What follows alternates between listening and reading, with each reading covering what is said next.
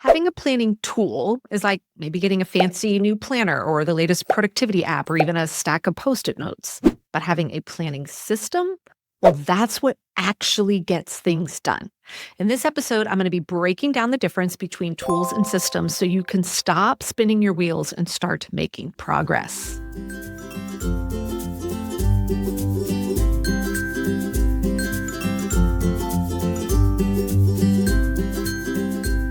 Today, we're going to be talking about tools versus systems. But before we dive in, I want to make sure you understand. In this episode, I'm not going to be breaking down how to implement tools and systems or how to decide what tool to use. If you would like more information on that, I recommend that you go check out episode 201. In that episode, I shared a step-by-step process of how to determine if you need to bring a new tool into your kind of suite of tools that you're using to stay organized. All right, friends, it is a fact. Tools without a system may help you get organized, but they're not going to help you stay organized. And they certainly aren't going to help you maintain control over your time and calendar. First, let's talk about quickly just the difference between a tool and a system. Tools, when we think about planning and organizing, can range from like software, right? So for example, we use ClickUp here at the Pink Bee to run our business. It could be a physical or a digital planner, a Google Calendar. When we think about organization, right, it could be a file cabinet or the fancy new organizational bins that you got suckered into getting at, the Container Store or elsewhere. It could even be the whiteboard in your kitchen. Those are tools. But systems are the activities that we do on a regular cadence with our tools. Now, I need to emphasize the regular cadence part. All right. And I'm going to kind of dive into this just a little bit. You may relate to this. Let's say, for example, you went to the Container Store, you got all these great new bins for your closet, you got matching hangers, you downloaded this PDF that was showing you how to get your closet looking like one of those gorgeous Pinterest-worthy closets, all right? And so you got the tools, you have all the physical supplies for it. Maybe you've got that one-time process that's telling you pull everything out of your closet, go through it all. Then as you're putting it back in, it's telling you how to put everything back into your closet. So you had the tools to get it organized. However, if you don't have a system that you're using on the daily to maintain that closet, well, chances are it's going to be 6 months later and your closet is back to looking kind of like a disaster. And you're thinking, how did this happen? Like I had it looking so good, right? So that's one sign that maybe you've got tools and you've even got the right inclination, but you're missing the system, okay?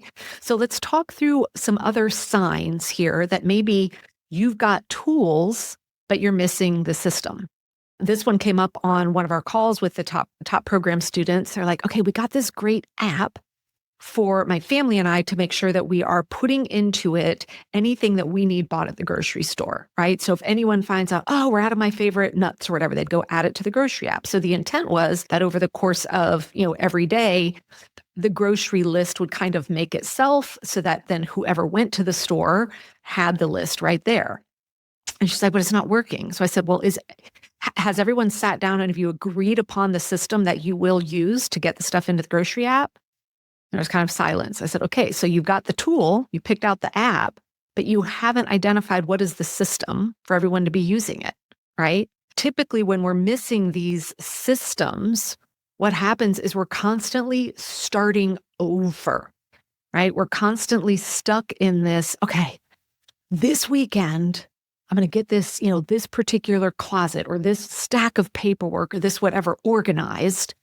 But then if you don't have the system to maintain it, you will constantly be starting over. Now, I want to dig in a little bit more here when it comes to planning and as it relates to everything competing for our time, right? What are some signs that maybe the problem isn't that you don't know how to plan. The problem is you haven't been taught a system, right? So here are some signs that maybe you're heading in the right direction. You've identified tools, but you're missing the underlying system. So first and foremost, we see it all the time is what I call the planner graveyard, right?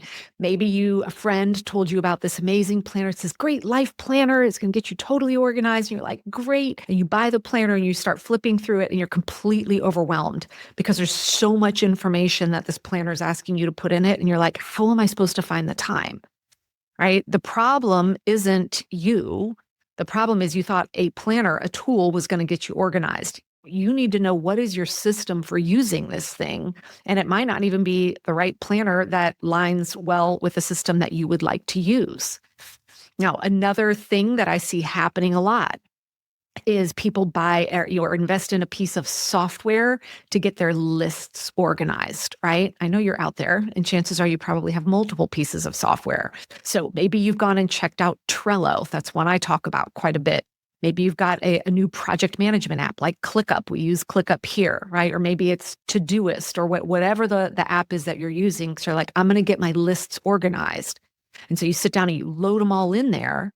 But then you don't have a system in place for how you're checking it, how you're updating it, how you're reprioritizing it, and how it feeds into what you're actually getting done every day, right? It's great you've got all that information centralized, but if you're not maintaining it and it then is not being fed into how you're structuring your time, well, it's almost like the tool in your garage that's gathering dust because you don't know how to use it. Right. Another tool that I love that we use here at our house is the Skylight calendar. But I have a system of how this gets updated every single weekend so that it has the right information for our family for the upcoming week. Right. If I just had a Skylight calendar and said, great, it's on and I've integrated it with my Google Calendar, it would not be serving our family any good at all.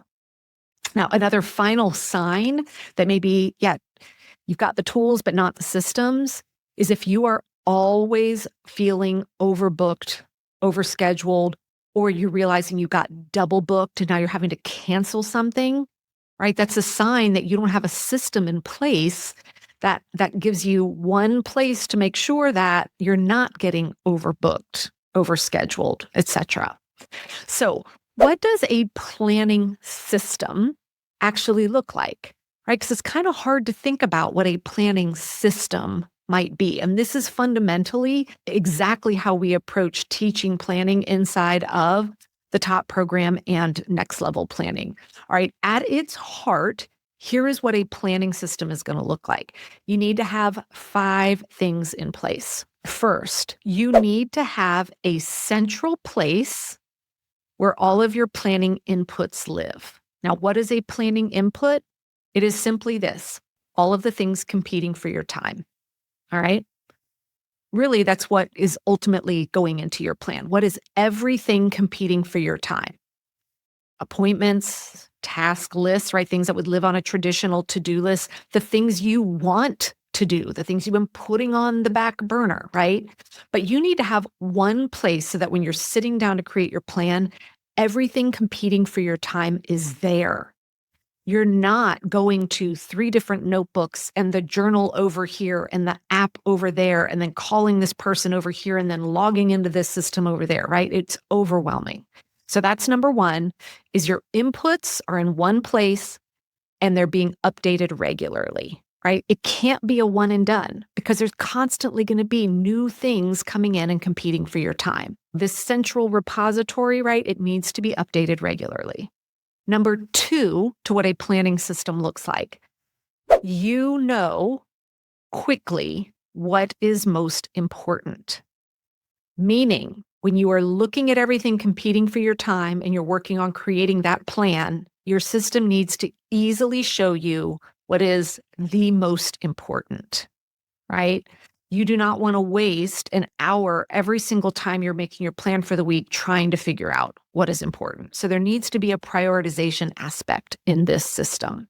The third thing that you really need to have in place to have a solid planning system is that you need to be able to find information quickly.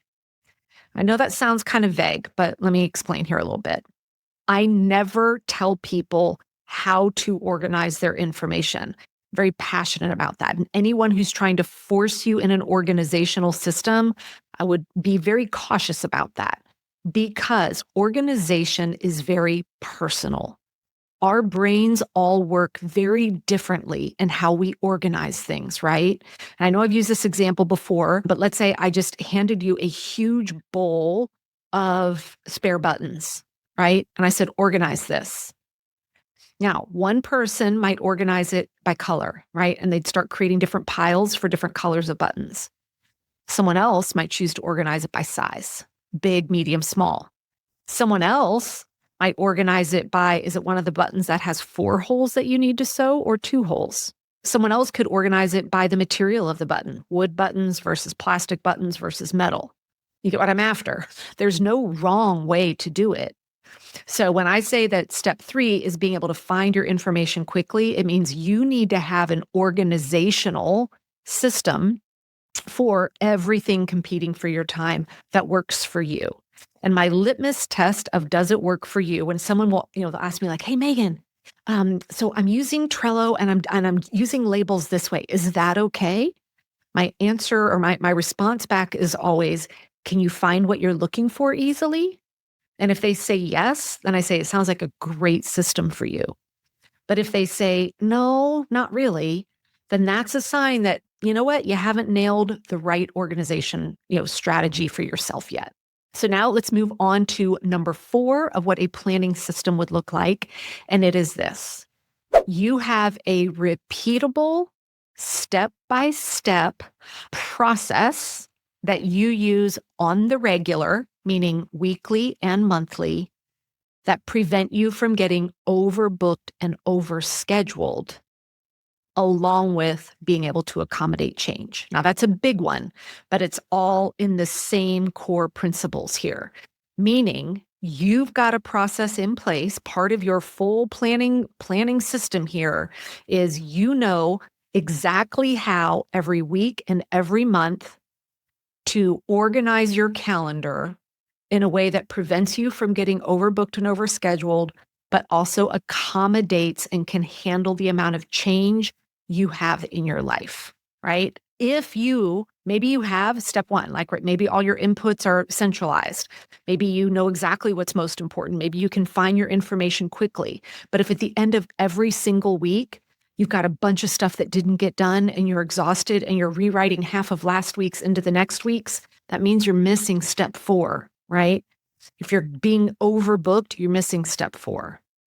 Now, the final step, which here for knowing what a planning system actually looks like when it's in action, is that you the ultimate goal is to get rid of, but I'll just say we way minimize any of that last minute living or forgotten activities.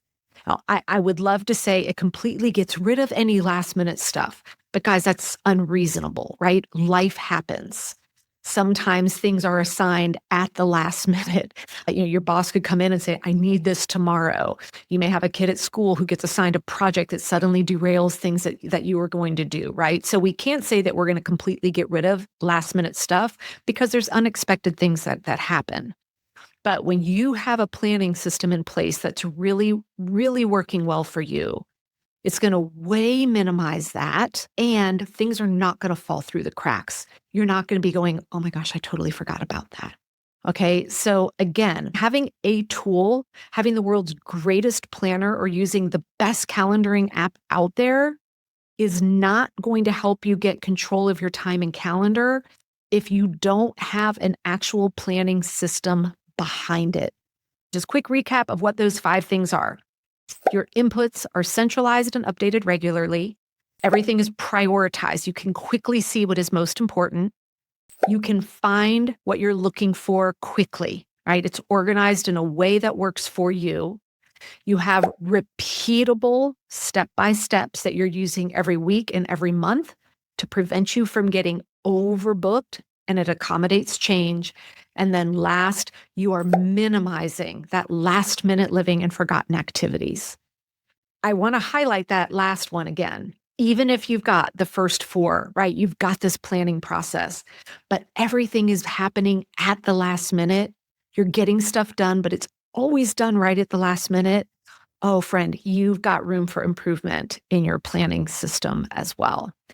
So I hope you take some time this week to kind of take inventory of what tools you have that support your desire to be, more in control of your time, your calendar, and even more organized. And then ask yourself with those tools, do you have an underlying system that is really allowing those tools to do what they do best? All right, friends, happy planning.